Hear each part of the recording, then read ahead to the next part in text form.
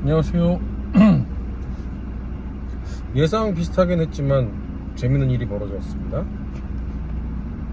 물론 뭐 워낙 구독자가 아니라 보는 분들이 작으니까 그게 뭐 몇 배가 돼도 그렇게 많은 숫자는 아닙니다만, 어쨌든 갑자기 좀 민감한 얘기를 했더니, 물론 그분들 다 이제 끝까지 보신 건 아니겠지만 어쨌든 봤다고 나오는 그 유튜브에 이렇게 숫자 나오잖아요. 뷰어라고.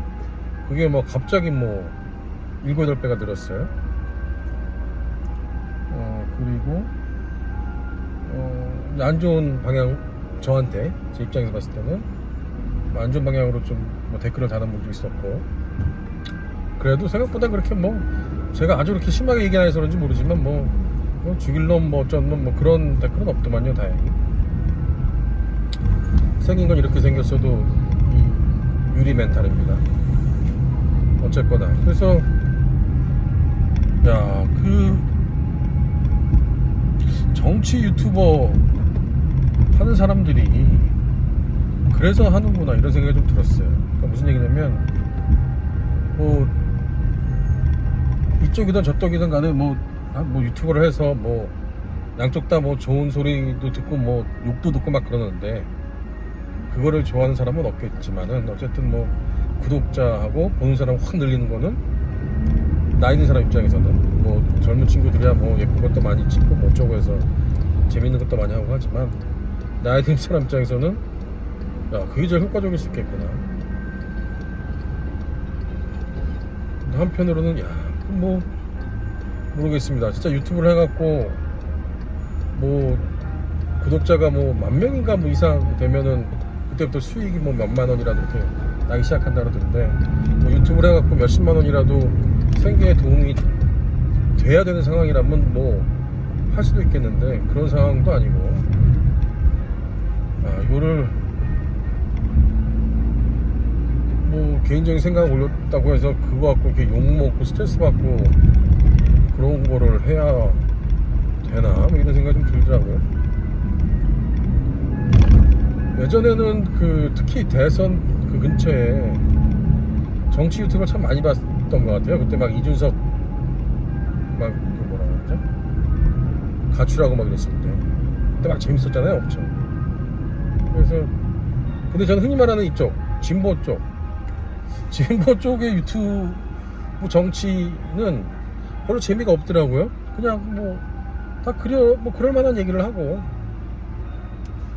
생각도 비슷하기도 하고. 근데 오히려 극우 유튜버 뭐 신의 한수라든지 이봉규 이런 걸 보면 재밌어요. 뭐 저렇게 생각을 할 수도 있구나. 뭐 미친 거 아니야? 막 이러면서 이제 보는 재미가 있어요. 근데 이제 놀라운 거는 특히 이봉규 TV 같은 경우는 구독자 수가 80만이 막 넘어요. 85만이가 막 그래요. 저런 말도 안 되는 얘기를 하는 거를 댓글도 좀 가관이고요. 물론 뭐 진보 보수가 하는 얘기 중에서도 제가 듣기에 스스로의 제 판단에 뭐 충분히 논쟁이 될 만하다 그런 얘기도 있어요. 뭐 예를 들자면은 기본소득을 전 국민한테 뿌리는 게 과연 맞는 거냐 틀린 거냐, 뭐 북한의 뭐 햇볕 정책이 과연 효과가 있는 거냐 없는 거냐, 뭐 이런 얘기는 보수 진보에 따라서 입장이 다른 걸 충분히 이해가 가죠. 다르게 생각할 수 있고.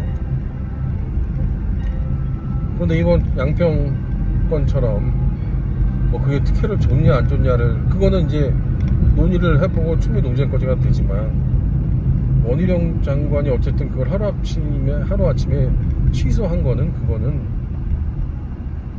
정말 참 말도 안 되는 일 아닙니까?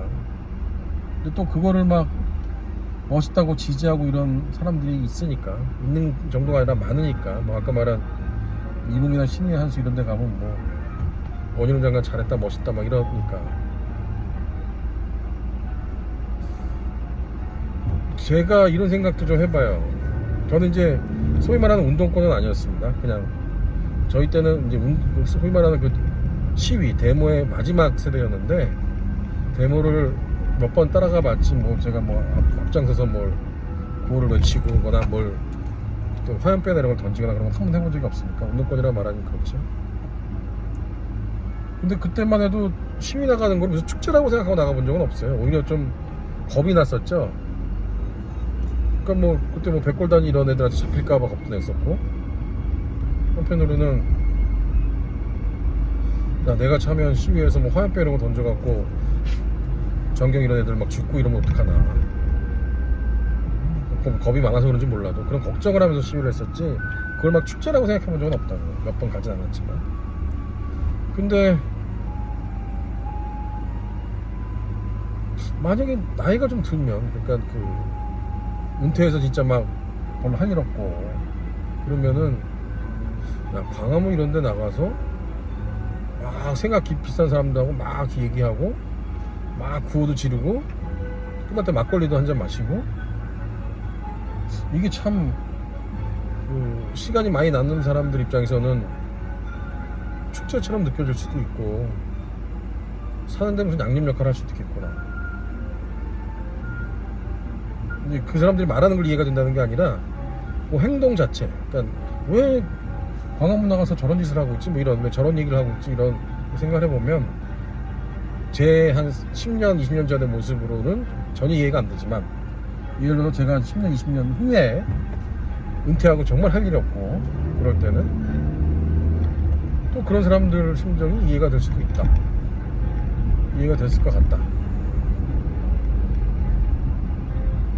한편으로 이제 이해가 되는 동시에 야, 점점 노인 인구도 많아진다 그러고, 점점 이 소위 말하는 구구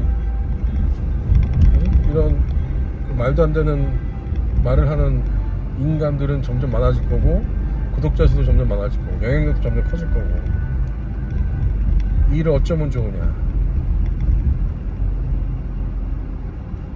그런 생각이 좀 들었어요. 어제 제 시간에 이렇게 평소보다 좀 많은 분들이 봤다는 그 기록을 보고, 물론 결론은 없습니다.